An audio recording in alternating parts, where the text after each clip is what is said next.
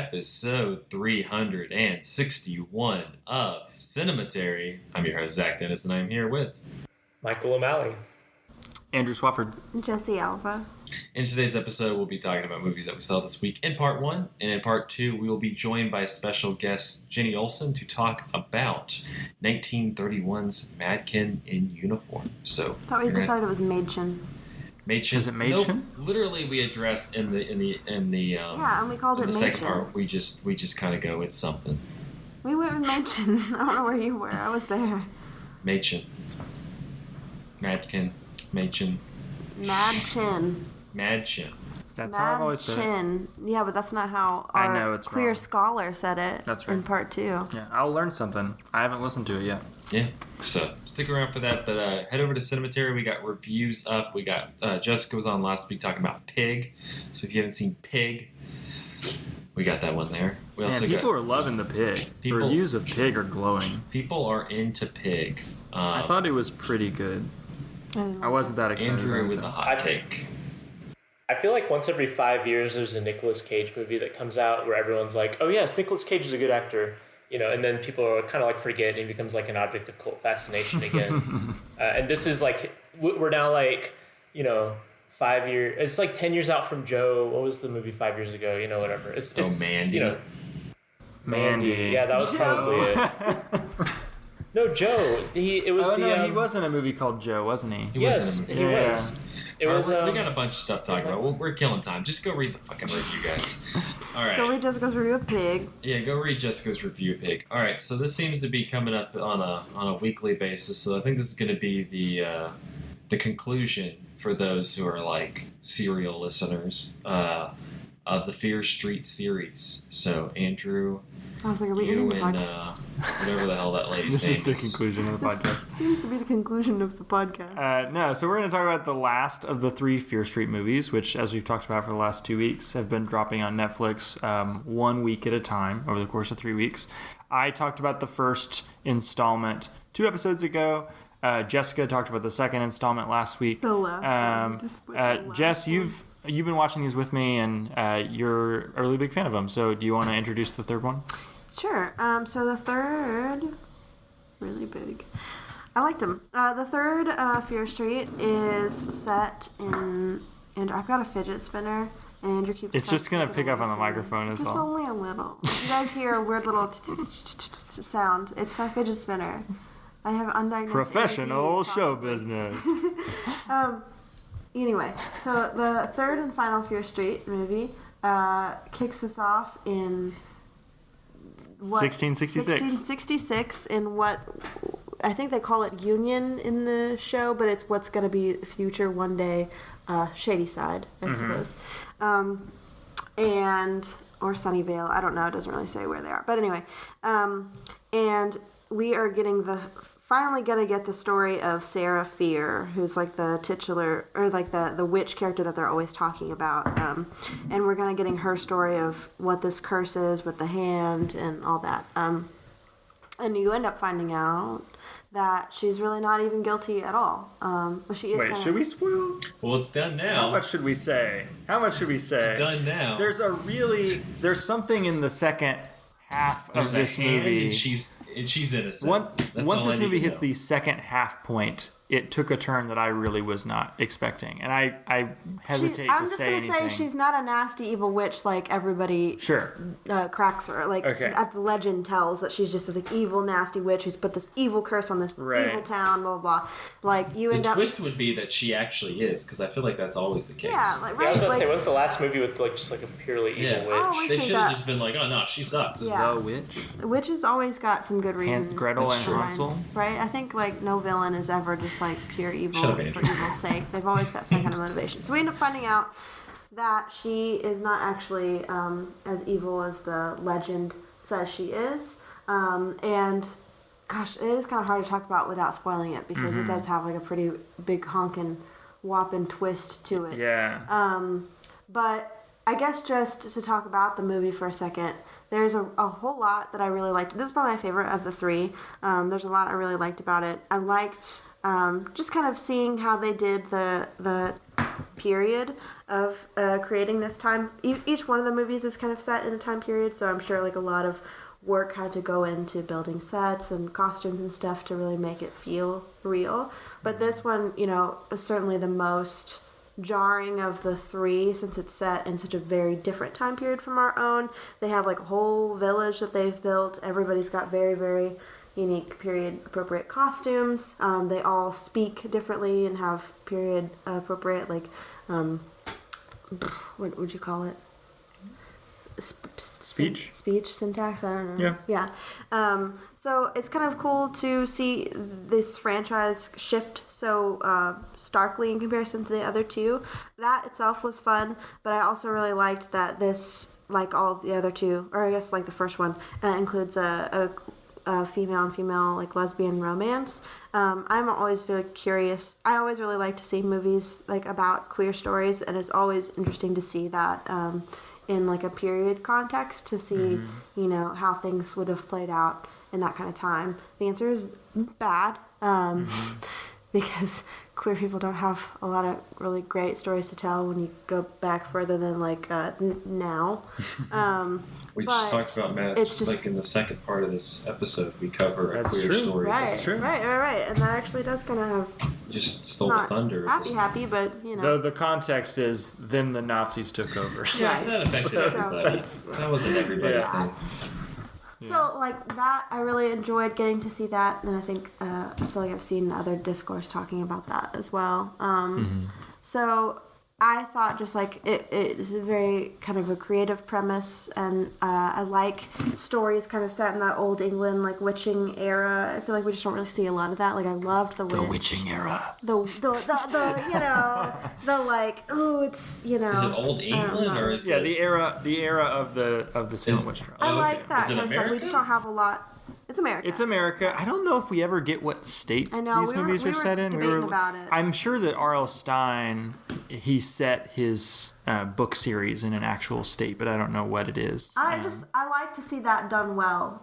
That era specifically, I think is really interesting in American history. I really like The Witch. I even really like The Crucible, even though it's you know a little different. But so that element of it I really liked. But then after a certain point in the movie, we go back to the 90s. That was the thing I was worried about spoiling, but I guess, I think that's not even a spoiler, because the whole thing is a frame story. Yeah. Like the first movie is the 90s, the second movie is framed around the 90s, and this last movie is still framed around the 90s, so I don't feel like that's a spoiler at all. I guess the thing that really took me for a loop was like halfway through the movie, you get another title card, and it says Fear Street Part 4. So you didn't have I was like, oh, wow, okay. You could have just said that the movie ends up back in the 90s, because that's where the frame is. I don't think that's a spoiler, because the whole movies have been within a frame. So we end up going back to the 90s. You're silly. And there's a really, really neat kind of like monster slash scene in that 90s era that I thought played out just so cool, and I'm gonna have a hard time describing it, but basically they're in the mall that they're in the first movie, and the mall is like weirdly lit with like glow in the dark lighting and stuff. I'm never gonna watch these movies now. I feel like I'm just getting the whole between you and Jessica, man. Like you might as well just give me the Wikipedia page. Christ. I mean, I can stop. No. We're in the mall. We're in the mall from the first movie. Good. I just thought that it was really interesting how they used the sets to play up this like final scene. It looks like you're inside like a laser tag. Yeah, they used. I mean, like they could just have people like slashing each other in the woods. They do that, and it's really hard to see because it's just not really good cinematography. And there's a lot of that issues going on throughout the series. But they play out this scene in such a kind of visually creative way, where they kind of have this like final showdown with all these monsters. But they use a lot of like glow. Lighting and paint and blood to really, really make the scene just look so cool. Wait, the blood is glowing? Yeah, they mix blood with like water and glow paint and like spray it everywhere to kind of lure these monsters in, because the monsters are. I thought like as people were dying, the blood coming out of them was glowing. That would be cool. That's part but of there the is a part where like somebody club. touches somebody else, but they've got like the glow blood on them, so then there's glow blood on this other person too. Yeah. So just visually, I thought that was really fun and really cool that they did that. Yeah. anyway, I thought this is my favorite of the three. The second one was my second favorite, and the first was my least favorite. But as a whole, I think they're kind of best when you look at kind of the whole set versus like an individual. I think it's a fun series, and I'm glad that they got put out. I mean, they were obviously like planned and created as one full package. It would be weird if we were getting these movies with like a year or so in between the releases of them, because it all just feels so like immediately connected to one another. I'm not nearly as high on this one as you are, though I still would say I prefer it to the first movie. I think the second one is the strongest. It's the one that works the best as a standalone movie, even though none of them are really meant to act as a standalone movie. You mentioned the visual disparity between the first half set in the 1600s and the second half set in the 1990s, and how it was really hard to see in the 1600s section. And that was the thing that I kind of forgot to mention when I talked about the first movie 2 weeks ago, that in the darker scenes of these movies, I found it really hard to just tell what was going on. And I don't think that was me or my TV or the time of day we were watching it. I think it's just like the cinematography, and maybe specifically like the Netflix mandated cinematography or whatever. It just all gets really murky and gray.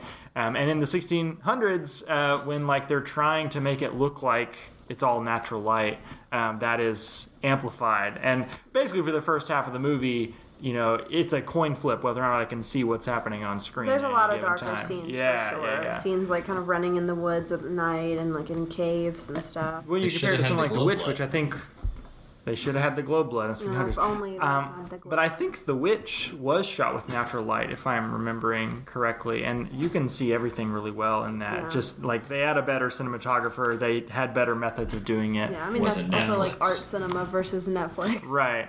It wasn't Netflix. I would also say that I had a hard time like suspending my disbelief a little bit in the first half of the film in the 1600s period setting.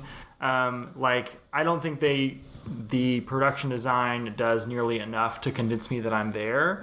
And also there's kind of this narrative conceit that one of the characters from the 90s movie is kind of seeing themselves in the 1600s, and they're kind of like projecting the faces of people they know onto these other characters. So these are not what these people actually looked like, but this is kind of like the dream composite version of the 1600s. Kind of like we were talking about Zelda earlier. It reminds me of Majora's Mask, and how like all the characters from Ocarina of Time, their faces and bodies get reused for like different characters in Majora's Mask.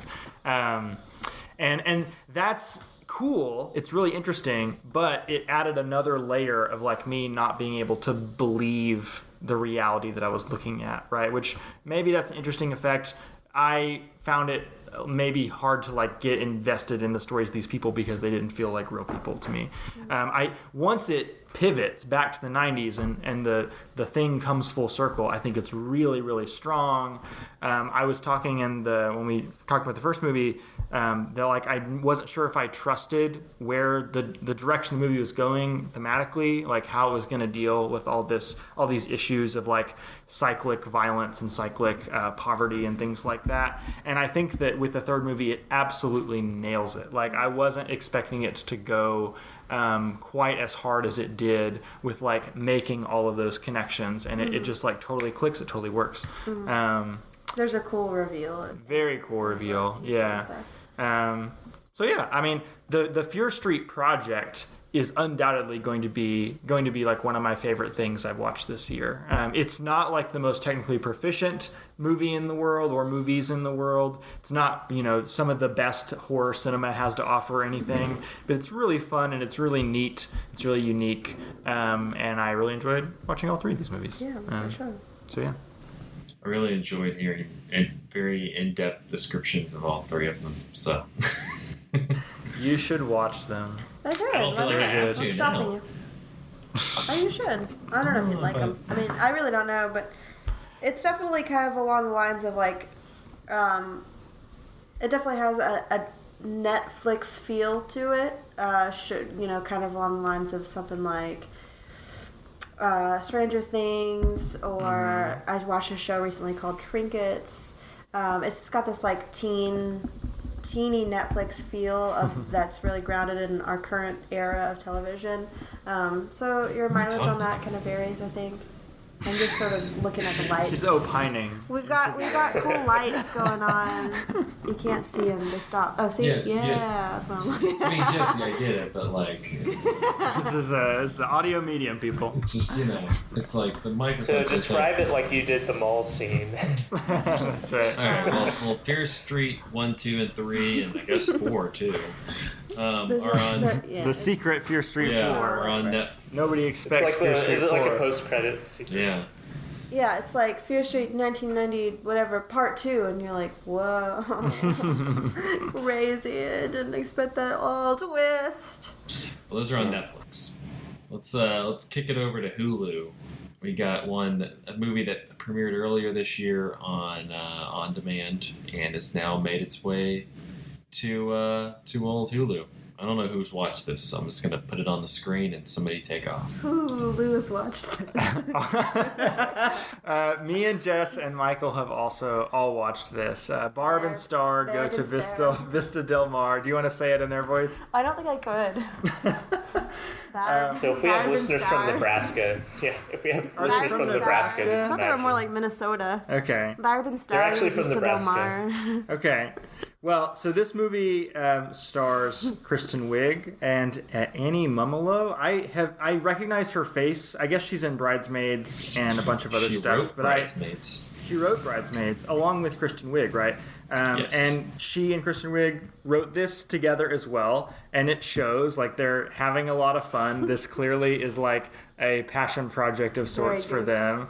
And they are playing these two like middle-aged churchy ladies from Nebraska who like they just absolutely nail a very specific type of middle-aged woman who I've like encountered hundreds of times in my life, but I've like maybe never seen on screen ever. Hundreds feels like a really high. No, hundreds is a low estimate of how many of dramatic. these kinds of women I've run into in my life.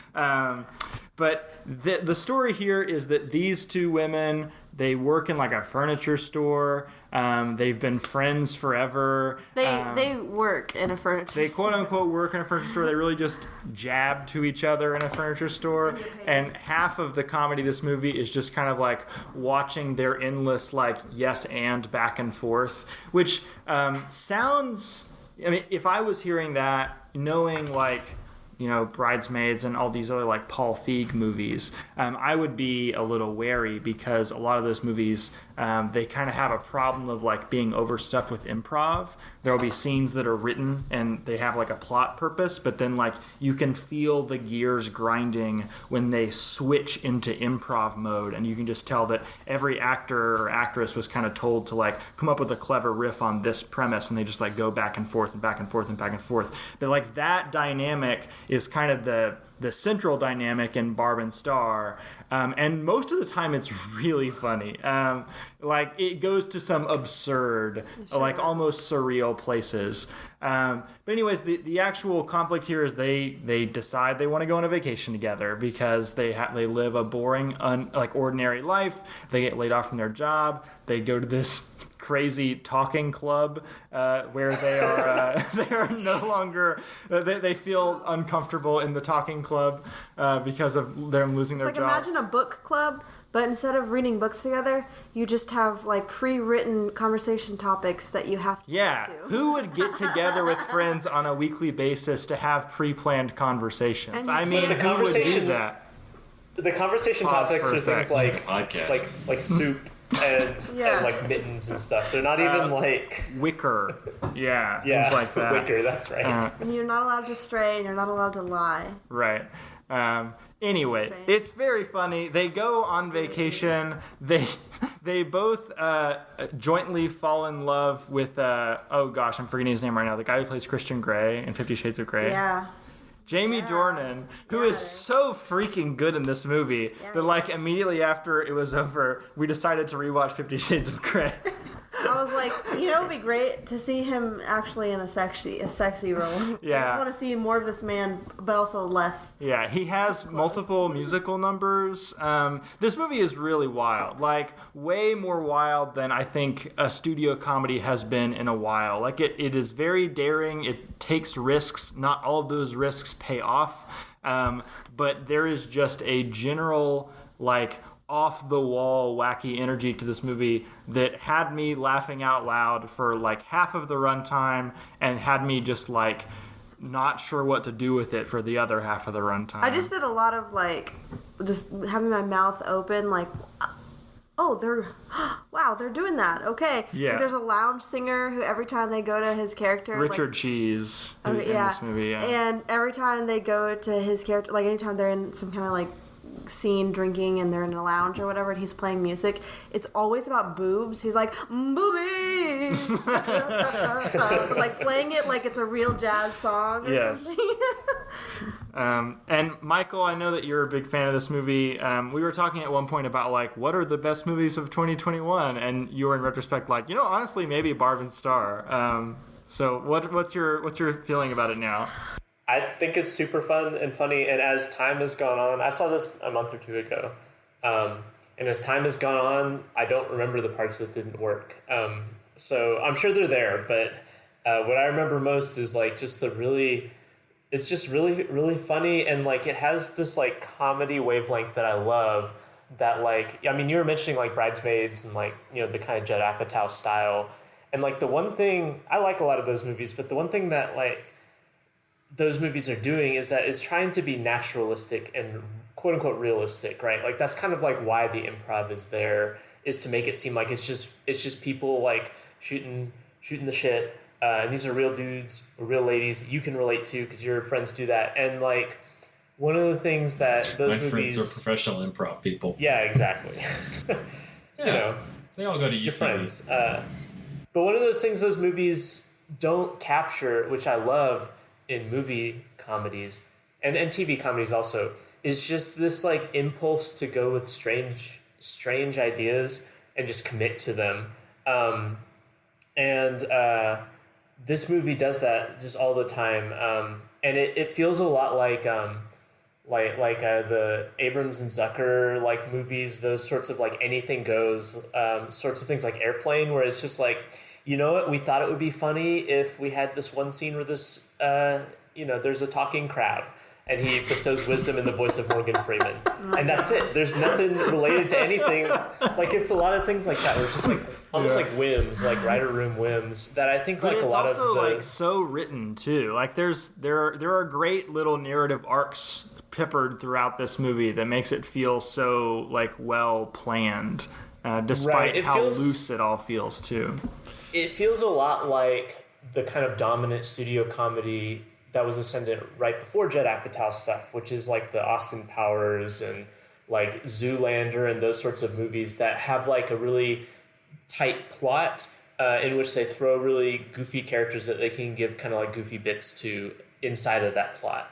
And I think it really works. And like Andrew said, like I'm sure there are things that don't work, but the density of attempts, like the density of jokes, and the fact that most of the jokes don't actually last very long means that like no one joke like sinks the movie. Whereas like if you think about some of these improv movies, like the Judd Apatow movies, like a single riff can go on and like derail a scene. Like there's that scene in Bridesmaids which like is supposed to be bad, like with the toast, where they keep like extending the toast for like that's an improv scene. Yeah, that's an improv scene, and the point is that it goes on forever, but like it also means that you're watching it forever and it ceases to be funny to me.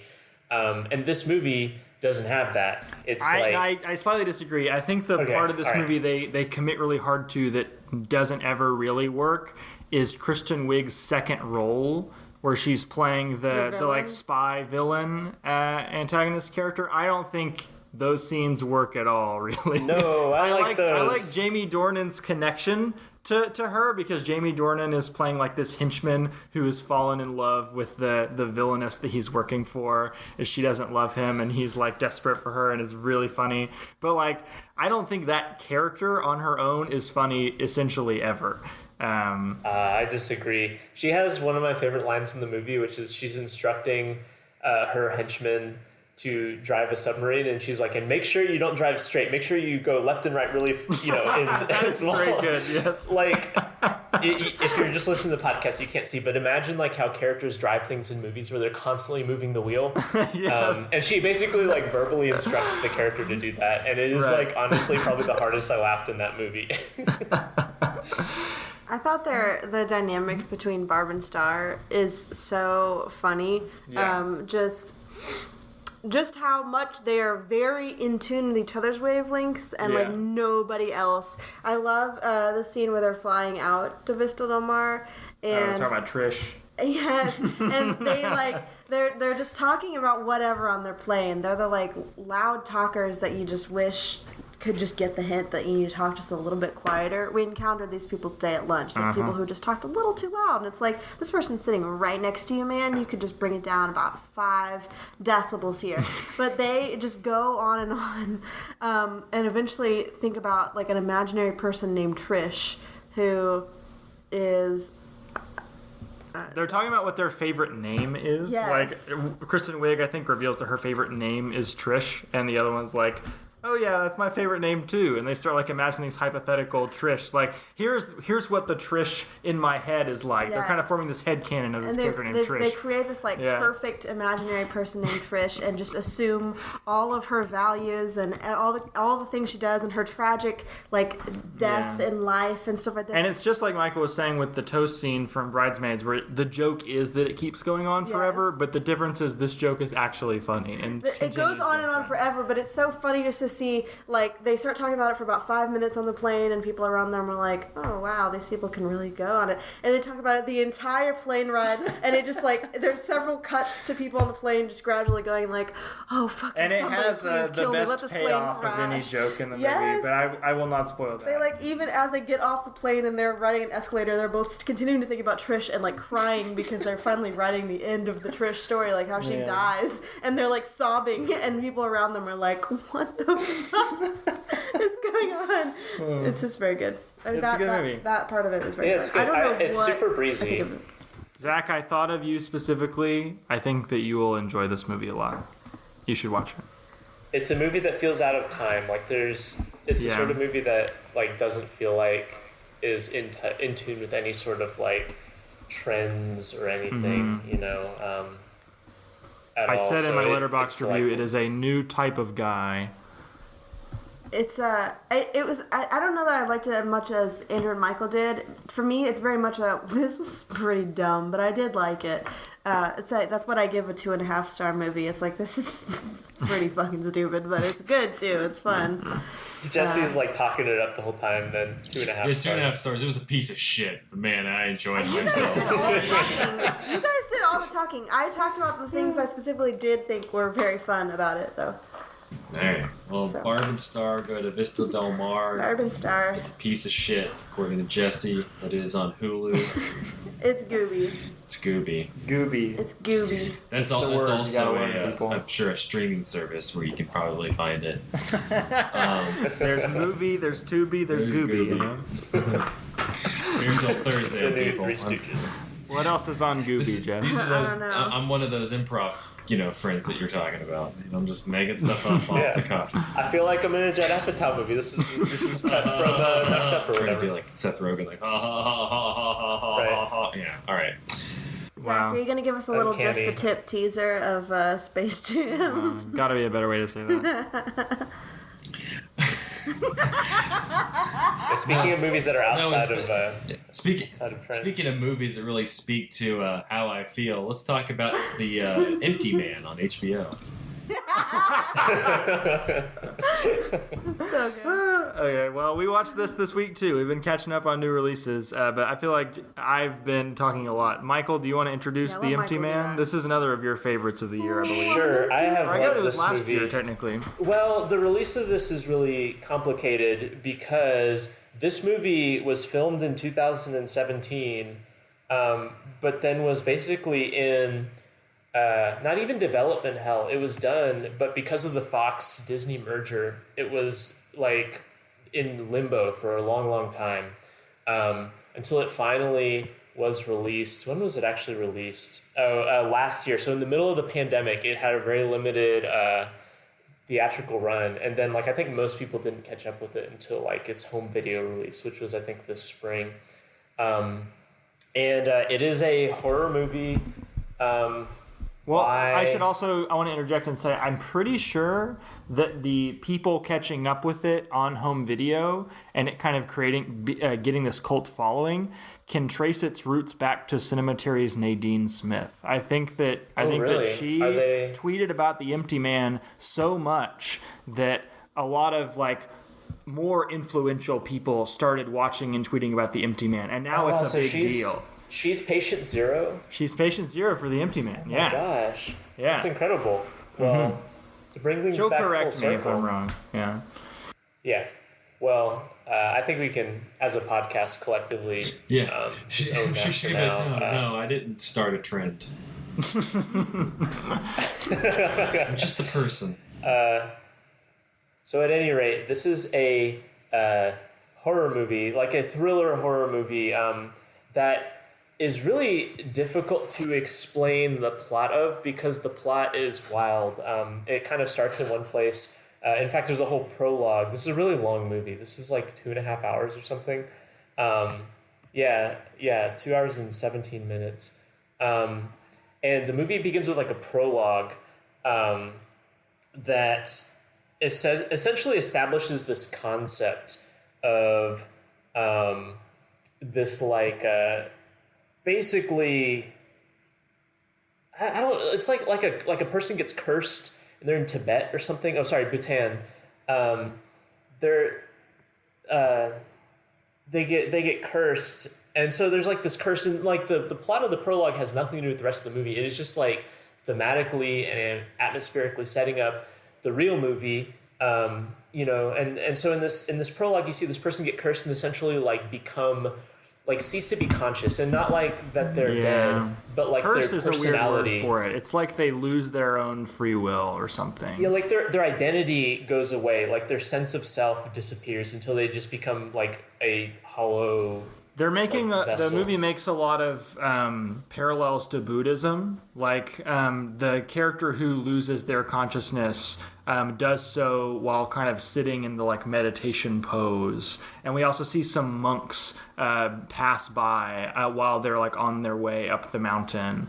And I think that like that's the sort of spiritual milieu that the movie is working with. A lot of Western horror movies tend to like use Christian like symbology and iconography and stuff, and this is kind of dealing with a different palette, I guess. Right. So the main plot of the movie then kickstarts after this prologue, in which you have like this this detective who's in like Middle America somewhere. I don't know where this is supposed to take place. But he begins to investigate this missing persons case. And he keeps finding like messages and clues that are about the empty man, like the empty man made me do it, and things like that. And so he starts pulling at these threads of like, what is this? What is the empty man? And he kind of uncovers this like vast conspiracy and cult surrounding this concept of the empty man, which he doesn't really understand. And at the same time, he himself seems to be having like some sort of like identity crisis, or like perhaps mental breakdown, but also perhaps like something is happening to him. Well, also on Nadine's other podcast, Hotbox the Cinema, did an episode that I actually have not listened to. Apologies, Nadine. Called it was about mind virus films. And so an example of a mind virus film would be like The Bye Bye Man. If you when you think about The Bye Bye Man, that's when The Bye Bye Man gets you. And there's also like the game. Kiyoshi Kurosawa's Cure is a great example of a mind virus movie. And in The Empty Man is very much the same situation where like as the character begins to investigate this phenomena, he becomes kind of like overtaken by the phenomena. There's the Nietzsche line that's actually quoted in the movie in an important scene, like when you gaze into the abyss gazes back at you. The movie's kind of dealing with that idea. So it's kind of like, so like that's like the kind of structure that the movie takes, but like that's not really what's special about the movie to me. Like first of all, like it's like how that unfolds, and it's really deeply unsettling at parts. Like especially some of the stuff with the cult. There's this one scene in particular in which he's sneaking up to like this like ritual being performed by the cult. That is like really, really deeply unnerving. Oh, are you talking about the one at the campsite or the campgrounds? Oh yeah, that's one of the most horrifying like horror images I've seen in a while. Yeah, a lot of the movie is like this guy going through like a procedural, like it's almost like Zodiac, and in fact the director used to work with David Fincher, so like. Yeah, all of his work prior to this have been like behind the scenes documentaries. Right, and so like there's a lot of like movies, the same sort of really stylistic stuff that David Fincher will use, like the really like clean digital cinematography and things like that. And in fact, like I mentioned, like it has kind of like parallels to like the kinds of things that David Fincher likes to focus on, like a lot of procedure and a lot of like, people like obsessively like poring over like certain things. So like Girl with the Dragon Tattoo or Zodiac or something. And so it kind of has that structure to it. While at the same time, you feel like that, unlike in some of these other, more standard movies, like the film itself is kind of unraveling as it goes. And some of this may be accidental given like the really rocky production of the movie. Like maybe some of these loose ends are not meant to be loose ends that are. But like the overall effect of it, I think, is like really interesting, where you see, this kind of like implosion of like the central character at the same point that the movie starts to feel really like fuzzy around the edges in really interesting ways, and it's also just scary on like a really visceral level. It reminds me a lot of, and I said that I was going to do this on the Slack for Cinematary. I'm just going to go ahead. It reminds me a lot of Gravity's Rainbow, which I've been reading this summer, in the sense of like, so like the plot of Gravity's Rainbow focuses on this guy named Tyrone Slothrop. And during World War II, he is like just an American GI, and he eventually like runs away from the army and is like going around Europe. And basically what he discovers is that basically that all these nation states are in collaboration with one another because of like capital interests, so like arms dealers are dealing to both like the Axis and Ally forces and like whatever. But he also discovers that he himself has been like conditioned by the like these giant conspiratorial organizations to be a certain way, and it's like this whole like investigation of like in a world in which like market forces and governments and like these large organizations have increasing surveillance and control over people, what does identity mean? If you say, I like Coke or oh wow, The Shining is my favorite movie or whatever, how much of that is you as a person, like something about yourself, and how much of that is you have been conditioned by these really larger forces to kind of fall into that. And The Empty Man is kind of like that. It's not really about like market forces, but it is also like this investigation of like this guy as he finds himself more and more tied up in this larger conspiracy. To what extent does that call into question whether or not he is actually like who he thinks that he is, and like his identity, like does your identity exist if there are forces that help craft that identity, And I think the forces that the movie has in mind would not be like socio-political forces, but more like religious ones, like the idea of fate or destiny or some sort of creator that you have some sort of a relationship with. The movie, more than about anything I can think of, like really asks you like to examine how the idea of religion, just like full stop, is kind of horrifying. Like the idea of like there being this veil that humans could pierce through and like see this larger cosmology is just like a horrifying idea to think about if you think about it long enough. Like this movie, and Jesse's tired of me making this comparison, but like this movie and the video game Bloodborne are like the only things that I can think of that like make religion as horrifying as they do. Well, in a lot of religions, unless you're talking about new religious movements, most religions come like prior to the kind of modern Western concept of the self. And so a lot of movements, like religious movements and religious theologies or, ideas, really focus a lot on like either negation of the self or transformation of the self through like collective communal means. I think that this movie, like Andrew said, is really great at showing like how horrifying that can be. If you become like enmeshed in a religious movement and your entire identity becomes subsumed by this religious movement, like to the point where your personality is not quite recognizable to the people outside of that, that can be a really scary idea. If like, I guess it can be really like meaning. If you don't have a firm enough grasp on, who you are deep down. Yeah, exactly. Jesse, let's get you in this conversation. You had kind of an existential crisis watching The Empty Man, right? I mean, what are your basic thoughts on it?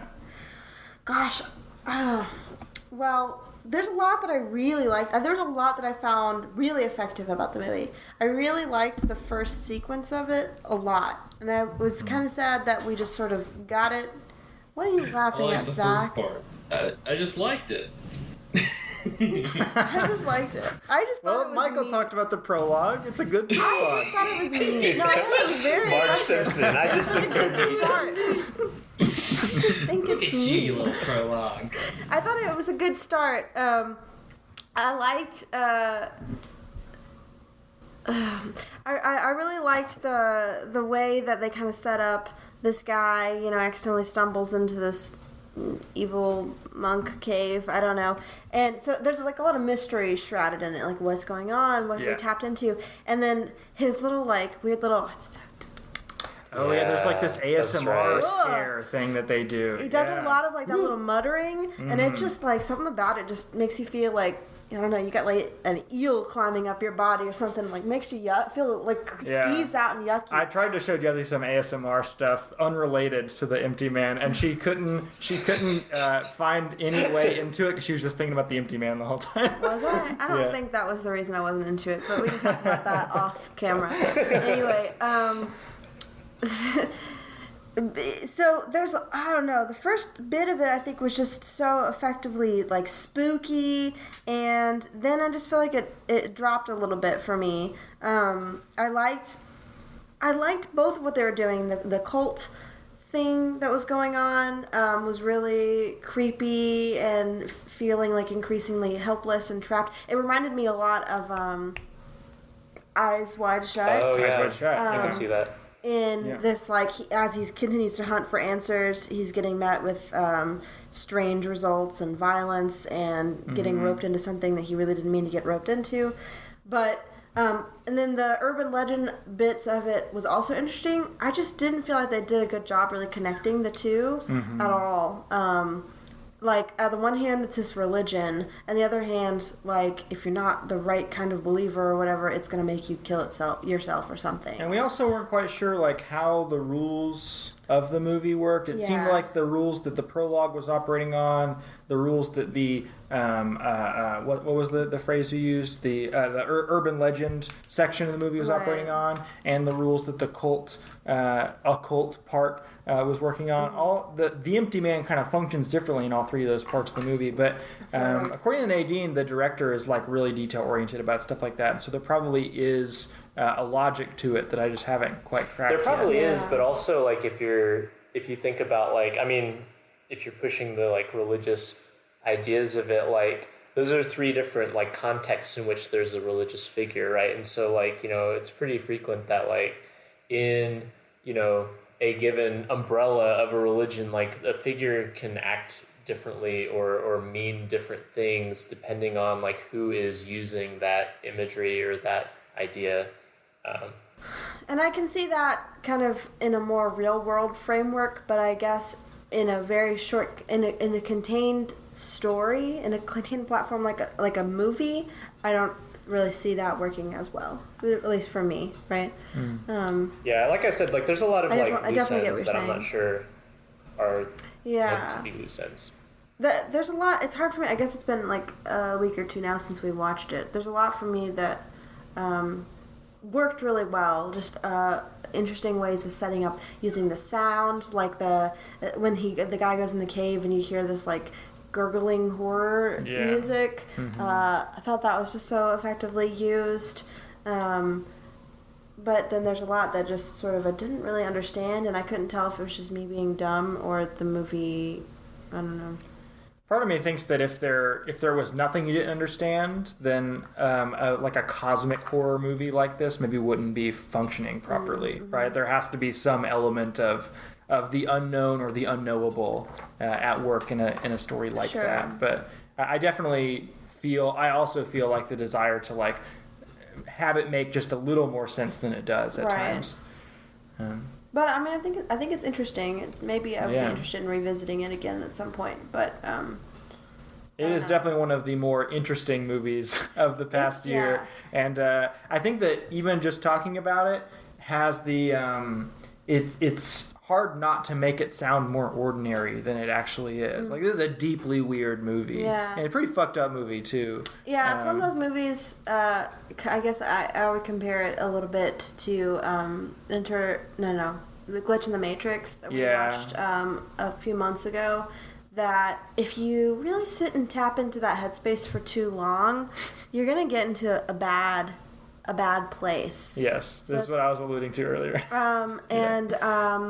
So is this kind of one of those proceed with caution things? Yeah. We ended up watching a couple of videos on YouTube afterwards, just kind of meditating a little further on the idea of simulation theory, because it's one of those things that I want to also say off topic, A Glitch in the Matrix I thought was an excellent movie, but also I almost wish I hadn't seen it, because I think it's kind of done some permanent psych damage to me. We went and watched Thought Slime's video about why simulation theory is bullshit, which I would recommend if anybody is dealing with that, internal struggle. This isn't that exactly, but I think it does open up like kind of some interesting and possibly harmful like trails of thought.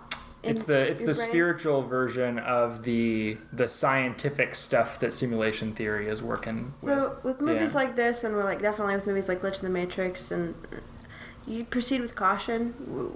Know your brain well enough to know whether or not it's a good idea for you to play with those thoughts. The mind virus will get you. Yeah. And I feel a little not great about some of that. So it's okay though. Heading to break. We're talking Mädchen in uniform after this. Mädchen in uniform after this.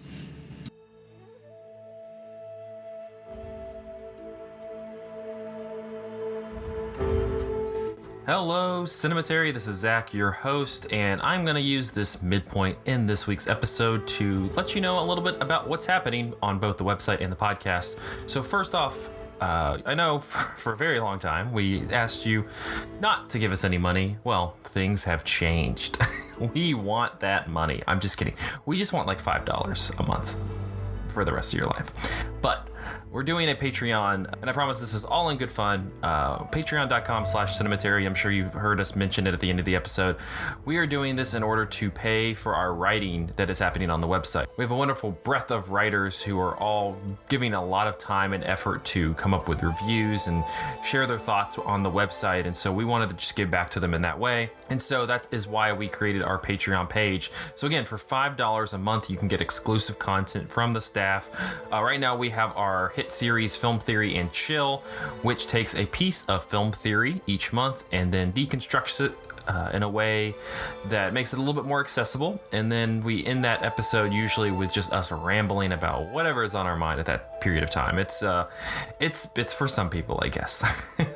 But you can find that on patreon.com/cinematary. Please consider making that donation each month just to help show these writers your appreciation for what they do. Another easy way to kind of keep up with what's happening on Cinematary is signing up for our free newsletter. So if you missed an episode, if you weren't paying attention to social media and you missed maybe a review or something, or a video essay or something that we posted, this is an easy way to keep up with all of that. So each Sunday we send out a note. It goes straight to your inbox. It gives you the latest podcast episodes, what's happening on the Patreon page, and the last 2 reviews that are on cinematary.com. This is a great way to keep up with what's happening, and it's a nice way if you forget to go, oh, hey, I'm not, just chilling out on a Sunday. I'm having some coffee, doing Sunday things. Here, I'm going to check out what Andrew wrote about something, or what Nathan wrote about something. Just, we got that stuff going. So you can find that on the website, cinematary.com. You can sign up for the newsletter. Again, it's free. And finally, the easiest way to support this show is to go on iTunes, Spotify, or wherever you listen to podcasts and give us a rating and review. This is just how the algorithms work. I know every show asks you to do this, but honestly, if you could take 30 seconds to a minute and do this, it would greatly, help us. I mean, this helps us just as much as, signing up for the Patreon or letting people know on social media that you listen to Cinematary and you enjoy it. All of that stuff is very helpful. So give us a rating and review on iTunes or Spotify or wherever you listen to the podcast, and share it on social media. Let people know that Cinematary is around. So again, consider donating to Patreon. That's patreon.com/cinematary. Sign up for the free newsletter, and then give us a rating and review on your podcaster app. Well, that is way too much of me talking. You're about to hear more of me talking, so I apologize in advance, but thank you for listening, and let's get back to the show.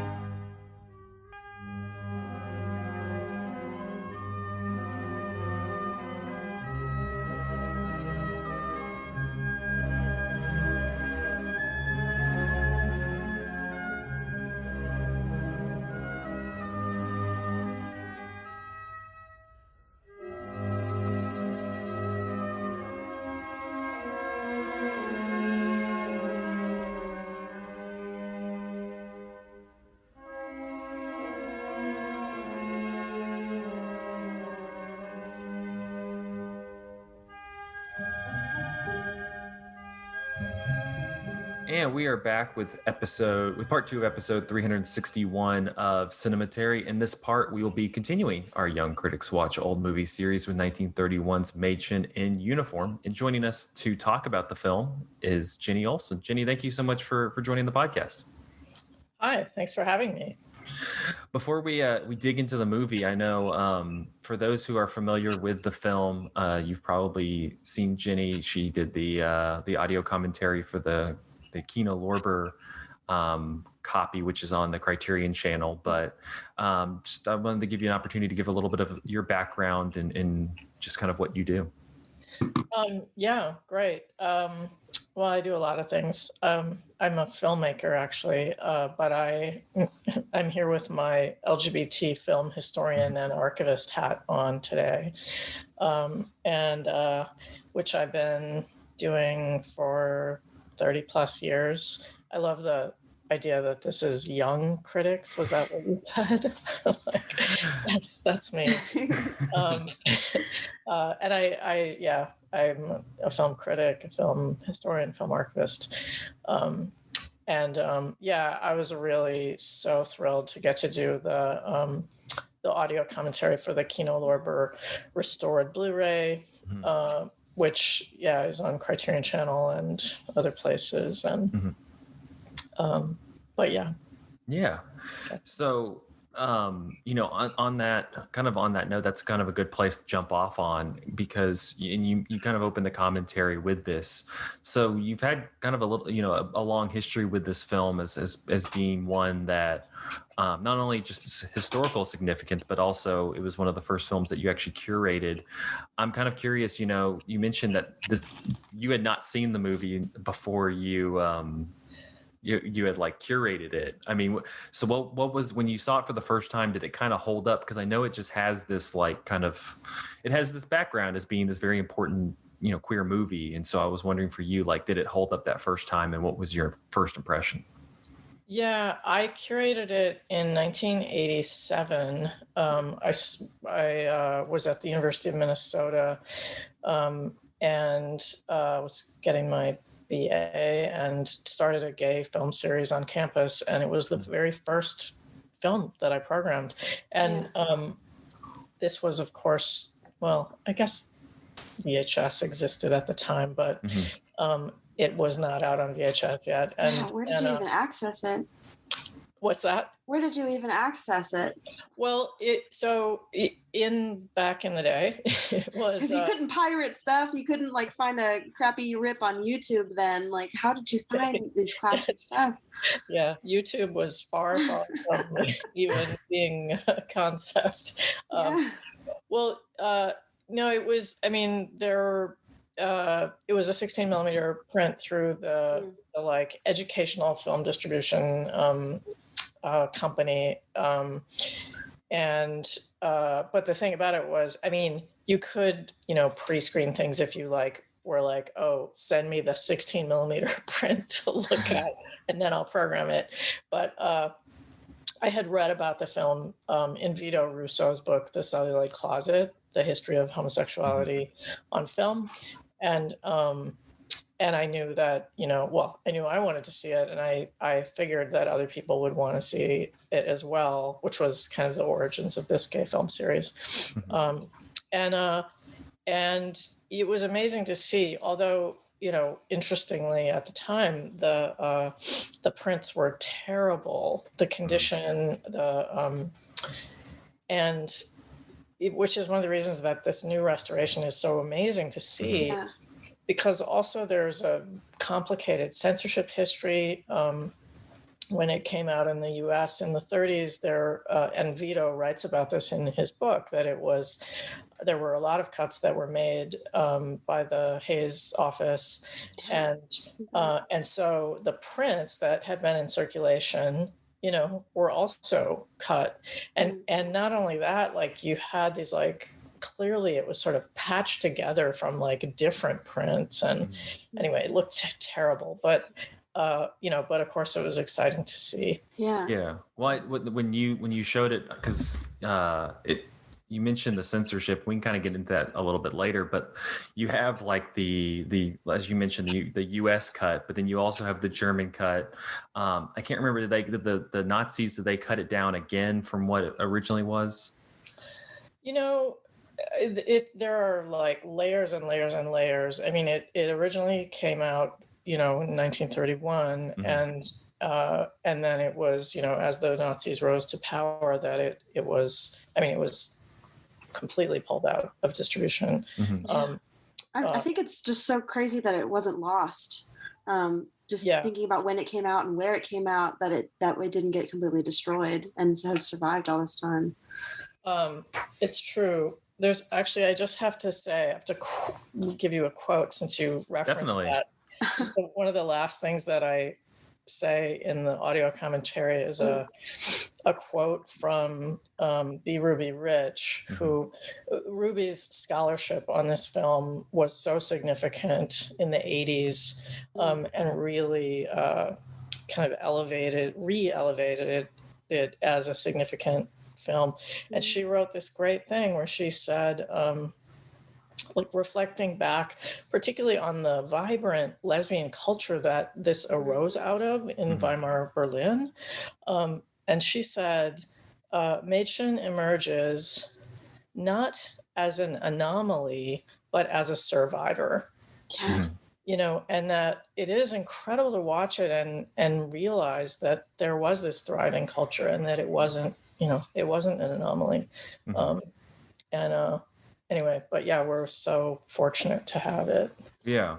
Well, that was something that really struck me, just kind of listening to your commentary and then just reading about it, that the thing that really attracted me to the movie for the series is that I think, like we just did a queer movie series for Pride Month.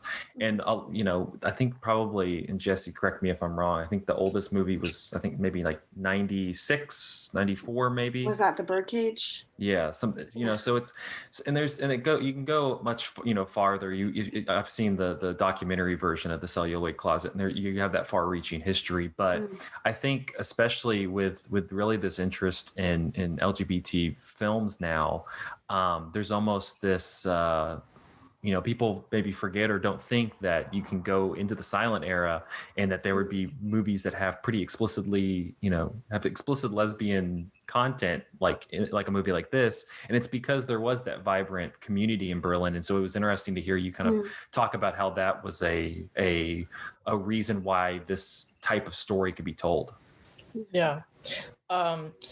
Yeah. And I talk a little bit about, some of the other films of the time that had lesbian characters, like Diary of a Lost Girl and whatchamacallit, Pandora's Box.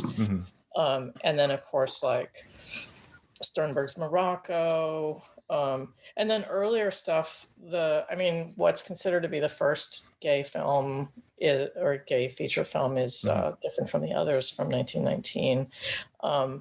And it's interesting that all of these films are German. Have you ever probed that? Because I thought that was interesting. Also, you raised that question. Is it just culturally they were more open to that, or I guess what would be the reasoning? Right. I guess I often say I'm not a historian. I'm a film historian. Sure. And I'm like, I don't know.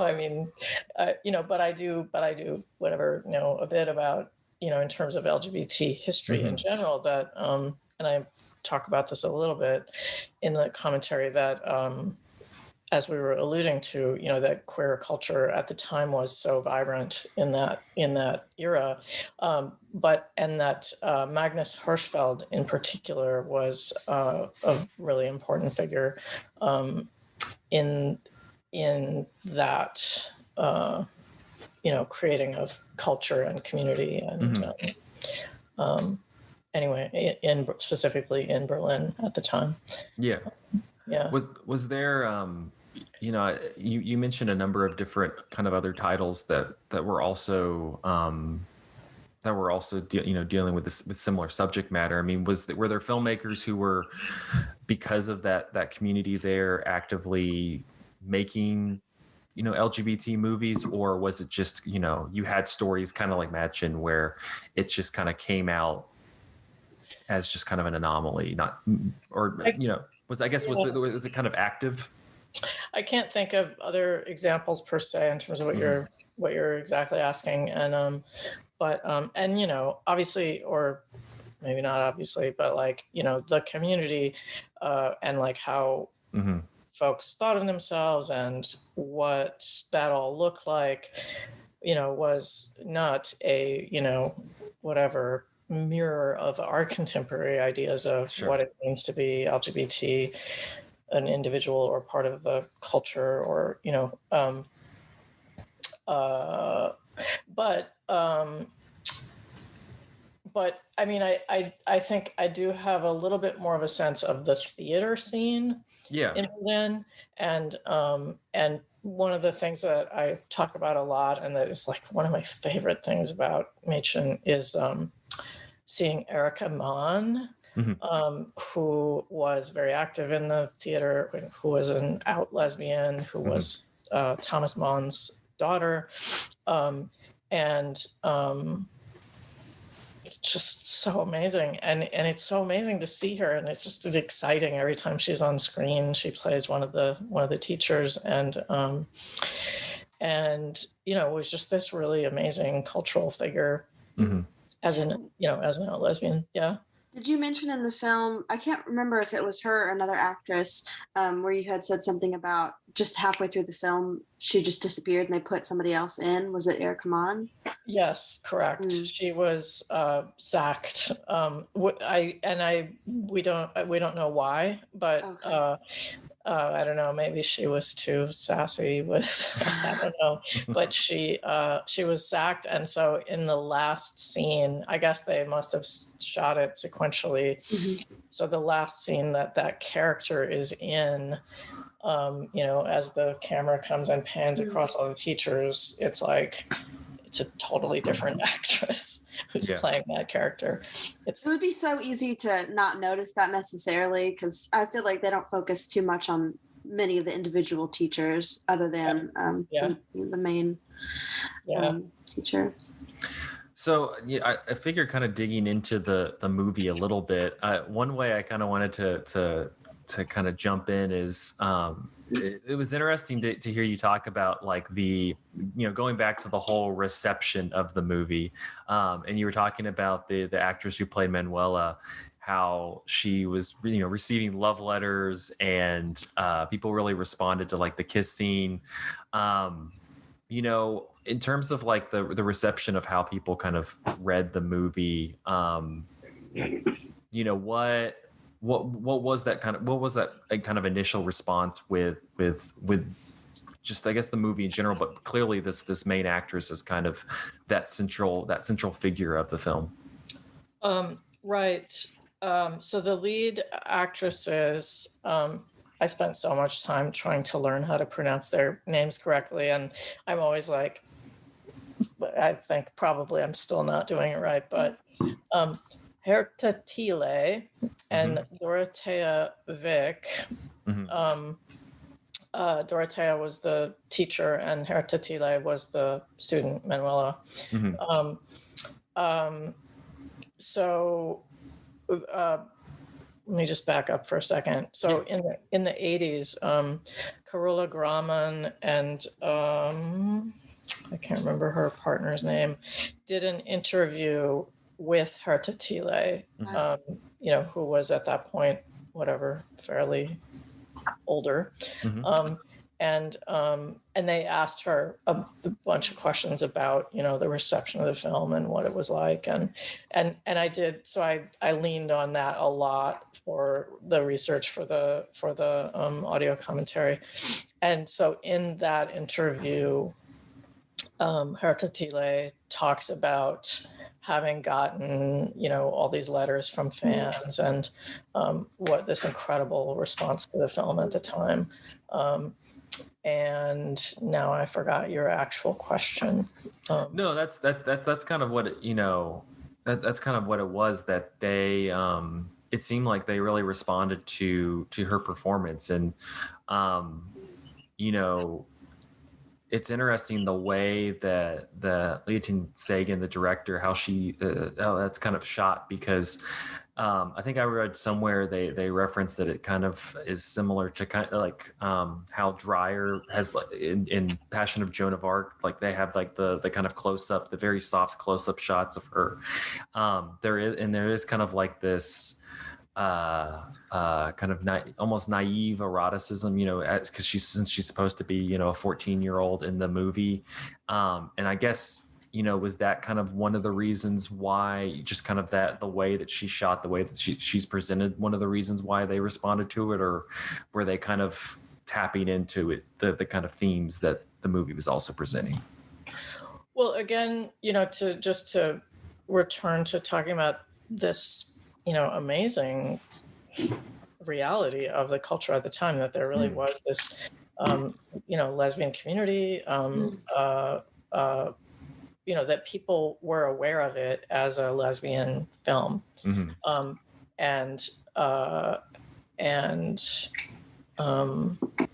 Anyway, so it wasn't, it's one of the most, one of the reasons that I am the queer film in particular, but all kinds of identity-based film is so important, is that people experience themselves as an individual person, individual queer person. And then, here I am, in my example, growing up in Minnesota, thinking like, I'm alone, I'm, and then I see oh, I see myself on screen. I'm not alone. Here's this cultural artifact that exists. And then here I am, going to see a film and then engaging with other people and engaging in dialogue and experiencing community through the film itself. And anyway, and that is one of the most exciting things to me, thinking about Mädchen in terms of its, exhibition history of how it would have, kind of coalesced a sense of community. And wait, this is funny. I'm gonna just find a prop here. This is for the video. This is why you have to watch the video, guys. Everyone who's listening is going to want to go look at the video for a second. And this is not about Mädchen, but this is a still from the premiere of Garbo's Queen Christina, which was a few years later. And I don't know if you can see this, but like particularly this woman with the hat on here. Yeah. And her.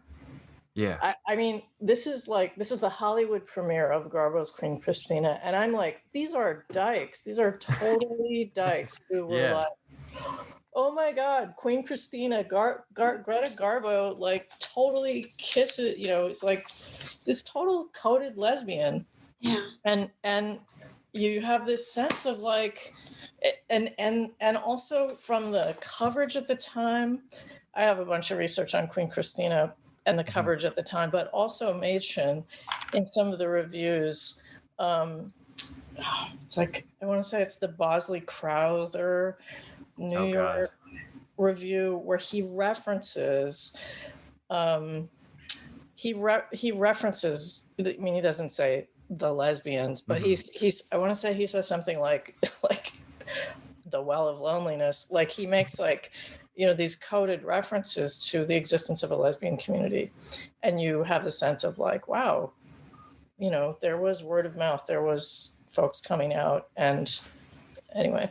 It's crazy. The thing that strikes me about the movie is just how affirming most of the characters are about, queer romance and relationships. All of the students are, completely on board with her. I mean, she's the most, one of the most well-liked, but just as soon as she even enters the school, everyone's talking not only about crushing on Miss von Bernberg, but other girls too. There's a scene where von Bernberg takes the letter from the girl where she's talking about somebody having a crush on her. And it's just, I feel like we don't even have that world now in a lot of ways where the majority of your peers, the majority of people you're around are so affirming and positive. I mean, I guess I was thinking if this movie was made today, I feel like some of the schoolgirls would be, okay, yeah, I'm okay with that. But the majority would not be. So there's such a charming and I don't know, almost something like a magical feeling watching it and really feeling the energies that all the actors who play the schoolgirls bring.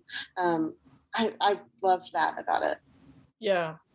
I think, and I love that it, it works on two levels. One, I mean, or whatever. It's not it's full on lesbians, at the same time, and it is, all of it is very subtle or very subdued or right. But there is an energy and a positiveness and a warmth and that is part of what some of the critical response in the US, including that Bosley Crowther, there are several reviews where they kind of say it's such an interesting thing. They go, yeah, some people see lesbianism, they don't use the word lesbian, but see themes well of loneliness here, and basically imply that those people have their mind in the gutter. Yeah. And that, but then the funny thing is that part of why the critics are saying that and why your average straight audience might look at it and not see that is because it was censored. And so that stuff was actually cut out. And so you could watch it and be like, I don't know what these people are talking about. It's just a schoolgirl thing, and it's a schoolgirl crush, and it's like, oh yeah, well, because they cut out the scene where the teacher kisses her, and that's not there. And then the scene at the end, I mean, the kind of do we give spoiler alerts? Do we say it came out in 1931? If you don't know this, yeah. I mean, the kind of, ultimate scene where Manuela gets drunk at the party or the thing and is like, proclaims her love, and and you have this sense of like, oh, wow, she's like really for real. Yeah. Kind of crossing the line here into like full on. And it is like the kind of really exciting moment too, though, where that actually then coincides with the political radicalness of the film, and that it is also this anti-fascist film, and that is like the alignment of lesbianism and a kind of progressive message around these are young women who need whatever love and support, as opposed to like the headmistress is like fascist, like we're gonna practically starve them and like and they can't complain about it, and if they do, then their parents should be ashamed of them. And then but like the headmistress walks in at that moment, and it is this like confrontation of and then kind of all the subsequent scenes are this kind of lesbianism becomes this parallel for this anti-fascist narrative. This authoritarianism. Now in the cut that we saw on the Kino restoration, is this completely uncensored? Are there still parts that are taken out and that are lost from the film, or no? This is that is the as far as we know, that is the final. And and there there are moments where like I'm trying to think of the there are kind of code words of like I don't want to say like, does she say like unnatural or there's the scene when it's just after she was drunk and she's in the in the infirmary or whatever, and the headmistress comes in and she does like you said, she doesn't say it explicitly, but she's like something along the lines of like, people like you don't deserve to live in society. It's stuff like that where she's not being explicit, but what else is she talking about? Right. When she walks in, the first thing she says is, "What a scandal," and it's like, okay, because what Manuela says is like, everybody should know, and like it's all of it's like what she's talking about obviously is that she's in love. Which that's such a fascinating scene too, because I love how she focuses like on the different faces and these girls like Jessy you were talking about earlier, who have been very like excited, very open about like having a crush on this teacher. Like you can tell that she's crossed the line in that moment, and and there's almost something, they don't necessarily like ditch her in any way, but it's almost like, oh, you broached something that we weren't supposed to broach. There is like this like transgression to it. Right. But then as it develops, right, and then it's like you gradually get this sense, like, and then especially when they're starting to worry about her and they're like, where's Manuela? And like, it's like, oh my God, they all like love her and care about her. And they're like, what's going on? And you do have this sense of like that they are all, on the side of, lesbianism. I know. I just love they're how all much allies. like they said like, consequences be damned. This is our friend. She's clearly in distress, and we're gonna do whatever we can. I thought that was so fabulous. I love that. Yeah. And like, that it works again, like it isn't like the whatever a remake today would be like she's like full on really a lesbian, like or like Yeah. really characterized in a full way. So it's like it's all subdued, but it's happening, but it's especially important knowing all of the history and who was involved, and the stuff of like Erica Mann and her lover Teresa Geizy, who was also a significant figure in out lesbian in the German theater at the time, and who interestingly in the 1958 remake, which is also really great with Rami Schneider and what's her name, Teresa Geizy plays the headmistress.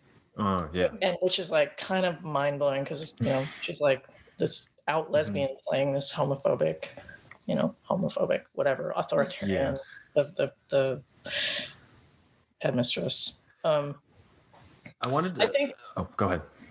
Just to say, I mean, this is an important piece of the conversation to have is, and I talk about this in the commentary, that in the plot of the film, it's written that Manuela is 14, I think, 14 or 15. Yeah. And, you're kind of like, okay, she's in love with her teacher. And like her teacher is, whatever, her teacher. And it's uncomfortable. And like, as a viewer to be like, oh, I don't know how I feel about this. Right. This seems problematic, shall we say. So a couple things. One is that it was actually originally a novel, and then it was a play. And a lot of the cast is from the play. And the actresses, other than the headmistress, are basically all the same age. Like they're in their 20s, I think is what I put. Yeah, you said Manuela, the actress who plays Manuela and the actress who plays von Bernberg were both 22, right, at the filming of the... Yeah, they're the same age. And so, and you kind of, I don't know, I mean, I can see that in, certain, in the very first scene, you have the sense of like, this actress is not 14, anyway, but I think, that helps a lot to be like, okay, these actors are actually the same age. Even if we're pretending that they're 14 and 22 or whatever. Yeah. Well, I think something that's just really beautiful about the film, and it's something you talk a little about in the commentary, is how it kind of does fluctuate between something that's overtly romantic versus something that could just be kind of like a childhood infatuation or something like that. A mother-daughter type thing, almost. Yeah. Like a surrogate mother. And so I think like it's really open to interpretation as the viewer of, is von Bernberg, is she maybe supposed to be read as a lesbian too, or is she just a very nurturing person who recognizes a little bit too late that this girl is actually in love with her and not just kind of doing a silly infatuation like some of the other schoolgirls are? And I think, she tries her best to kind of shut it down and firmly, and then realizes she wants to do it soft. She wants to go back to Manuela and try and re-communicate what she kind of communicated a little too sternly. But I kind of lost my train of thought here. I guess I think that the movie kind of navigates that relationship in not necessarily we do wish this played out kind of way, but more of like maybe this probably wouldn't, not because of the same-sex romance, but because of the age difference and the power dynamics. Right. This really doesn't need to play out, and we don't necessarily need to be rooting for it, but we do need to be like affirming of the feelings and that experience as a young queer woman for Manuela. I think it plays that so well there. It does, and it really it uses that in a dramatic way that. And again, also like quite in these subtleties where there's a scene where they're in the Frau von Bernberg's office together, and Manuela is kind of confessing, and you can see, and it's, you know, that kind of thing of like what the other character sees, but then what we see as an audience, and we see Frau von Bernberg, you know, restraining herself. And again, it's like subtle, but it's like she's like, we're meant to know that she does have some feelings for her, and that she's, you know, I mean, I think the sense is like, I'm a teacher, she's a student, I can't do that. Right. That would be not okay. And from a narrative standpoint, if she did do that, the audience would be like, I don't like her anymore. Like, not okay. And you know, but that having that be this, like, you know, dramatic tension is, you know, it's so perfect how it gives us just this little bit of, you know, that insight into her character. Yeah. It's interesting to me also, kind of going back a little bit to how this was received, that you mentioned that a lot of the community, the queer community in Berlin, I forgot the phrase, like this was like almost like child's like a child's version of like a lesbian story versus they were, like Marlene Dietrich. versus the blue angel. I mean, like what did you make of that when you were kind of learning about that? Well, that was also from the Herta Thiele interview, that she was saying, like, you know, the actual lesbians, you know, who were like out carousing at the bar and like, you know, were like, whatever, this like schoolgirl movie, you know, whatever, you know, they were more like, give us Dietrich and the Blue Angel, she's hot. Like, or that was the kind of, you know, implied sense of it, of like, some, you know, a sophisticated story is what we want as a lesbian community, not this like schoolgirl romance. Which that's kind of interesting to me, because you know, I understand that, but you know, at the same time you think of like, because I mean I watched actually the Blue Angel relatively recently, and she's like very she has such a presence in that movie, and not just like in like the club scene where she's like, you know, walking around in the tuxedo and it's incredible, but also just that whole movie in general. She just does have this presence, and it's just interesting to me that like that's what they responded to, is more just how she kind of presents herself on screen, and that kind of how that works compared to a story that seems much more directly speaking to the community that you would think would respond to that.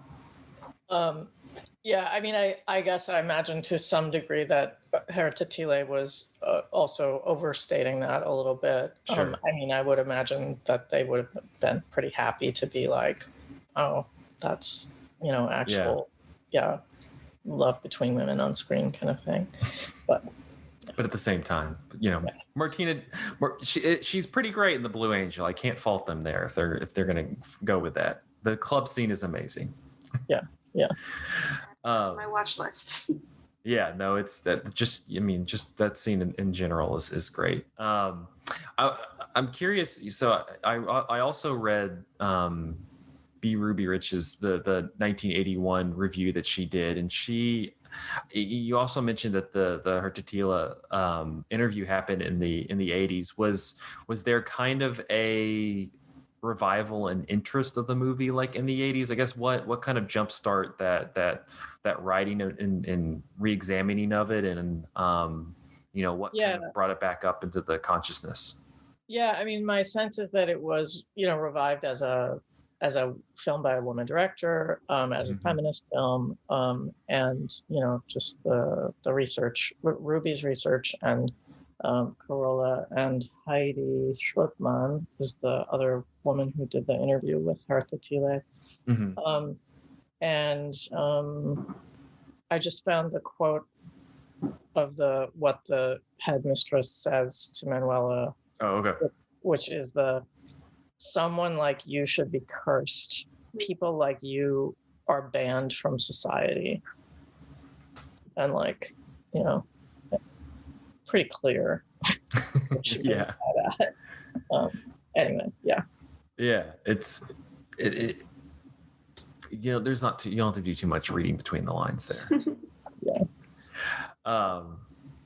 So I guess kind of around that time, I'm sure it started to kind of make its way into various, LGBT film programming. And that's kind of what started to not remind people of it, but probably a lot of people discover it for the first time, since it really didn't get much of a play in the United States. I'm sure around the 80s, that's when people started to discover it as this kind of lost lesbian film from the silent or the almost silent era.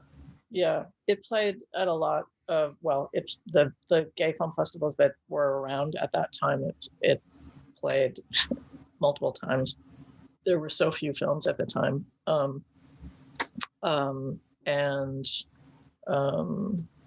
Yeah. And interestingly, so I have done a lot of research on this film. So there was a 1958 German remake, but there was also a 1951 Mexican remake. Yeah. That was called Muchachas de Uniforme, and which is I originally thought, like, that seems odd, like, why Mexico? And it was Alfredo de Cravena, who was a German producer, I want to say. I'm like, it's been a while since I did the audio commentary. I had all this stuff down. He was the kind of originator of the Mexican remake, and the Mexican remake is so good. And it's not available. I spent decades trying to get access to it, and about, I don't know, maybe 7 years ago, worked with Outfest in LA, and we were able to get a print. We actually had to do our own soft subtitling of it. Like, it was not an English subtitle print. Wow. And it's really amazing. And it sets it in a Catholic girls' school. So it has this whole Catholic overlay. So the headmistress is a Mother Superior, and it's actually kind of even more explicit in the lesbian aspect. And I continue to plug away, trying to, like, figure out a way to get I'd love to see it. A release of it in some way. I think put that back on my to-do list. I think you mentioned that was one of the other things I wanted to ask about, is just like, because I thought it was interesting that in the play she commits suicide, but then she does not in the movie. And then I think, did you say in the Mexican remake she commits suicide? It's fine. I'm like, it's hard to keep track. And it really, I'm sorry if I'm. That's what was interesting is it's like, there's like it's like one, she commits suicide, then she doesn't, then the other one she does. I found it interesting that if that was the case, that in the play that she committed suicide, but then in the film version, I wasn't sure if there was, like, they just decided against it. To me, it was just interesting as like a kind of it was somewhat of a rebuke of the dead queer character kind of trope that you would see generally in movies. Yeah, I mean, since this was 1931, there wasn't that trope, didn't exist yet. And actually, we think more of that trope actually arising primarily out of the Hays Code, and that it was a necessity due to Hollywood. That's kind of how that came to be, through the 40s and 50s and 60s, and so it's not necessarily related to that, but there is something some of the research where somebody involved in the production was like, basically it would be too melodramatic to have her commit suicide, and so let's not have her do that. So glad they made that choice. I'm glad they did too. Less out of any lesbian politics and more out of some sense of dramaturgy, that it was gonna be too schlocky. Yeah. So we can, thank them for that. Yeah. Yeah. What do you so I guess you enjoy, you like the way that the movie ends, just kind of in that shot with the headmistress kind of walking away and it fades into the end card?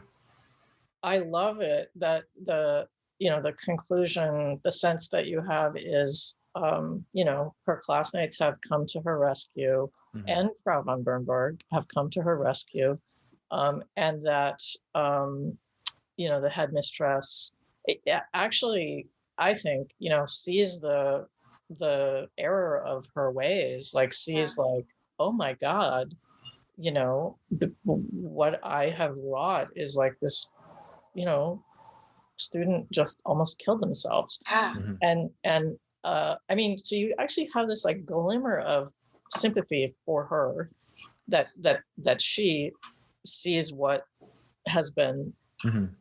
the result of her intolerance, Yeah. and that she kind of slinks off, and that you have this sense of her as being defeated. Mhm. And of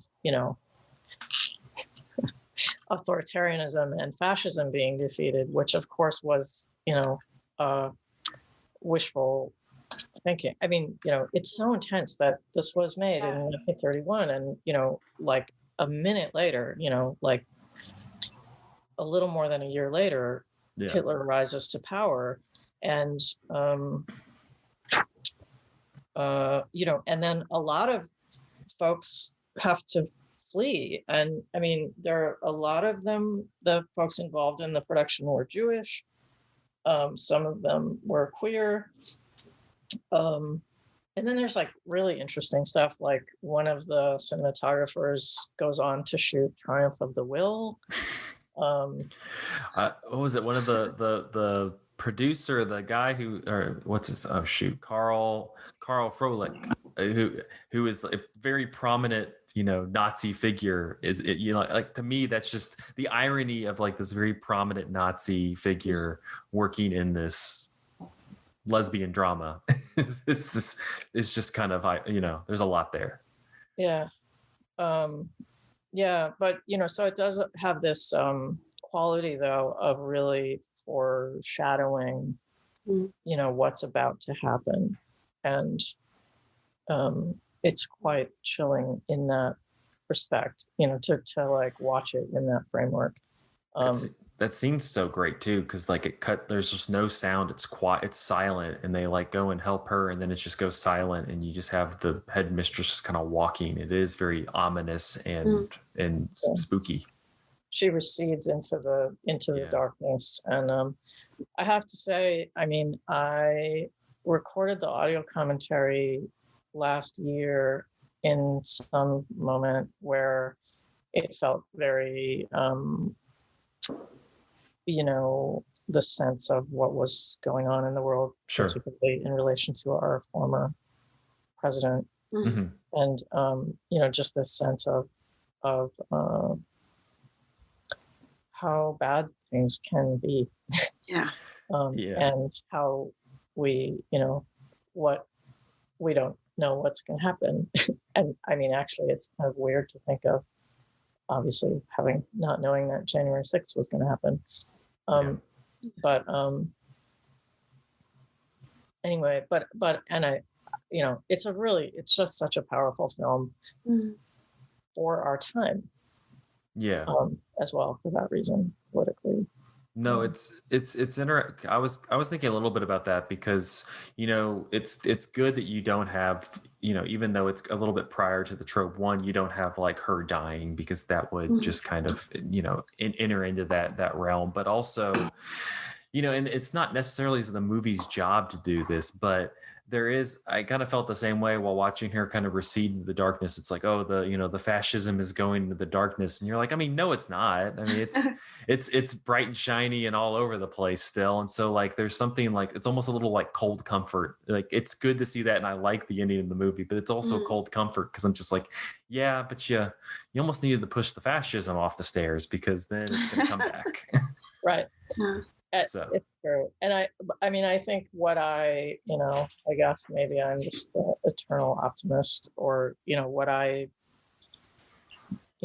took away from it was, particularly that these were cultural people who were like, what can we do to fight? What can we do? And they fought. They were fighting, and then, particularly like Erica Mon and Teresa Geisy leave, and they go off to, actually they come to the US, and they're fighting the fight here, as things are getting worse and worse and worse. And that people keep fighting. And I mean, not to get, schlocky, but that is what we need to do, that we don't give up, and that we, and that as a filmmaker, as a cultural worker, like we can tell stories that galvanize people and help people see what is right, and that we want to come to the aid of our classmates and our country. And fight the fight. Yeah. I feel like I just think that to me, it has such a hopeful ending. It made me think a lot about The Ties That Bind, a book by Sarah Schulman about familial homophobia, and just the idea of shunning. The way when she has her like drunken confession that night, they're all kind of forcing all the students to shun her and keep her away, and treating queer people like that as murder. I mean, it's just agreeing tacitly or overtly to hurt and harm. And a big part of the book is just completely rejecting homophobia and rejecting it anywhere we see it. And I think sometimes it's hard, especially if you're somebody who is straight passing. Sometimes it can be kind of challenging to stand up when you hear something like that. But when we refuse to, or when we stay quiet and let homophobia be pervasive, then we're allowing this to continue. And I guess what I found so hopeful of the movie is how just all of these people come together and show her love and show her that she needs to stay alive, and they really just push out this headmistress. I just found that really powerful, even if it's not necessarily realistic always, but I found it really hopeful to me. I love how you just said all that, and I feel the same way. I really, it's a beautiful story in that way. Yeah. Well, we very much enjoyed having you here to talk a little bit about it, because it is good to kind of, I hope that that people, that my fear, especially when we do this series, my fear is always that people will kind of get shied away from because it's black and white. Luckily this one like has sound, so they don't have to worry about that. But I hope that people especially people who are interested in kind of exploring LGBT cinema, like are interested in that, will kind of seek this out to show that pre like 1950, that there's movies that were engaging in this in a way that was kind of unique and really insightful. I hope so too. I mean, I think just the last thing to say is also that it's like cinematically very interesting, both the way it's shot. There's a bunch of great stuff in the way it's shot, and in the sound, the use of sound is quite sophisticated for its time. I mean, very early sound, and the performances are fantastic, and like particularly this sense of ensemble, and like some of the characters are just amazing, like so colorful, and it has like humor, and anyway, and it's just really entertaining, and No, I've watched it twice in the last week, and it's like it was great both times. Yes, agreed. So it's on the Criterion channel right now, with my audio commentary too, which is nice, and also on Blu-ray from Kino Lorber. The BFI also did a